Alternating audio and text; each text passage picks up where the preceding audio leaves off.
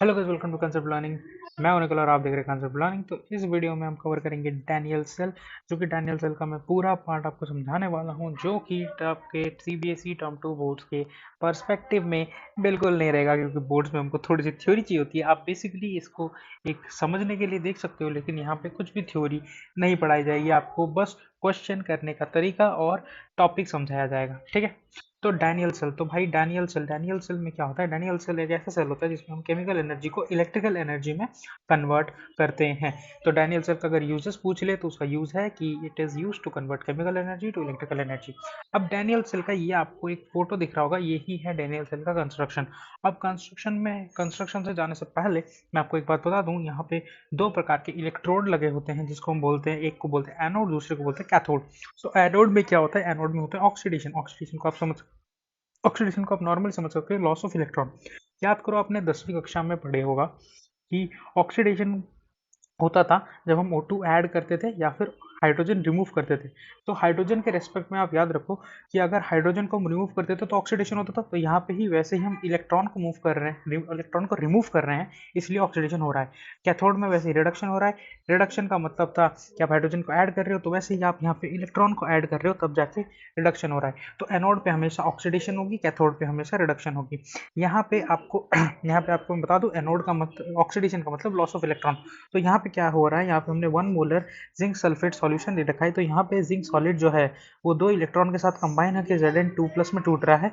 मतलब ये जो जिंक की रॉड हमने यहाँ पे डाला है, ये जो जिंक की रॉड है, ये धीरे धीरे क्या होती जाएगी? ये धीरे धीरे पतली होती जाएगी। और यहाँ पे यहाँ का जो रॉड में जो जिंक होगा, वो सॉलिड वाला एक्वस में कन्वर्ट होकर यहाँ पे जिंक की मात्रा बढ़ जाएगी इस बीकर में।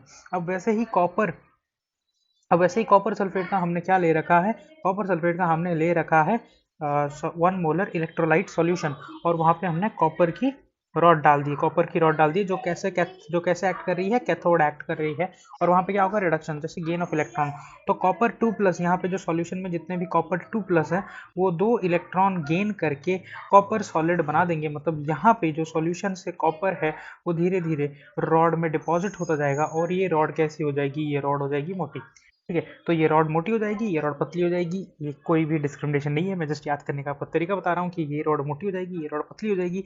यहाँ से Zn2+ सॉल्यूशन में बढ़ जाएगा, यहाँ से SO4 2- सॉल्यूशन में बढ़ जाएगा।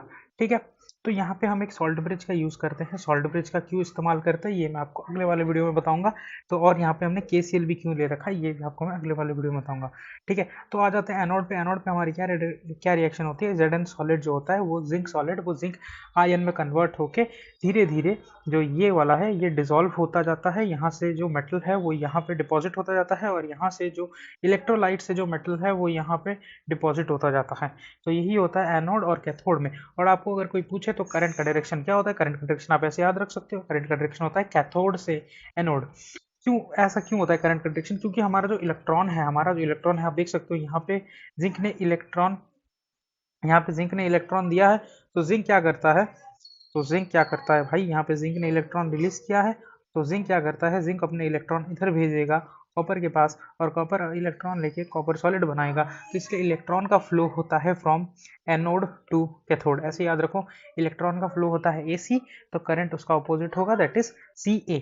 उसके बाद हम आ जाते हैं सेल रिएक्शन पे। सेल रिएक्शन अब क्या करना है? ये होती है एनोड की रिएक्शन, इसको हम लोग बोलते हैं एनोड हाफ सेल। ये होती है कैथोड की रिएक्शन, इसको हम लोग बोलते हैं कैथोड हाफ सेल।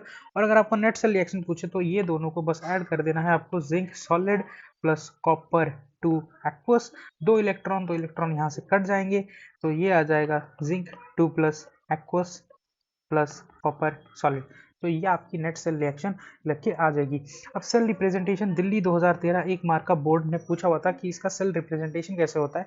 तो बेसिकली आपको क्या करना है, इधर वाला पार्ट आपके एनोड को रिप्रेजेंट करेगा, इधर वाला पार्ट आपके कैथोड को रिप्रेजेंट करेगा, और ये जो बीच में दो डंडी है, ये रिप्रेजेंट करती है कि बीच में एक सॉल्ट ब्रिज लगा हुआ है। ठीक है। तो तो आपको क्या करना है, जिंक से Zn2+ बन रहा है ये एनोड में, और यहाँ पे डबल लगा देना है सॉल्ट ब्रिज के लिए। यहाँ पे Cu2+ बन रहा है, Cu से यहाँ पे एक सिंगल स्टिक लगा देनी है आपको कैथोड के लिए। This is for cathode, this is for anode, and this is for salt bridge. तो आपको बेसिकली बोर्ड में या फिर अदर कॉम्पिटेटिव एग्जाम्स में भी क्या पूछता है कि आपको सेल रिप्रेजेंटेशन दे देते हैं और बोलते हैं कि नेट सेल रिएक्शन लिखो। तो नेट सेल रिएक्शन आप कैसे लिखोगे? पहले तो यहाँ पे आप खड़े हो जाओ। देखो नेट सेल रिएक्शन लिखने का मैं आपको बता रहा हूँ कि यहाँ पे खड़े हो जाओ और यहाँ पे खड़े हो जाओ। ठीक है, जब आप यहाँ पे खड़े होते हो तो आपका राइट इधर होता है और आपका लेफ्ट इधर होता है। देखो देखो स्क्रीन में देखो।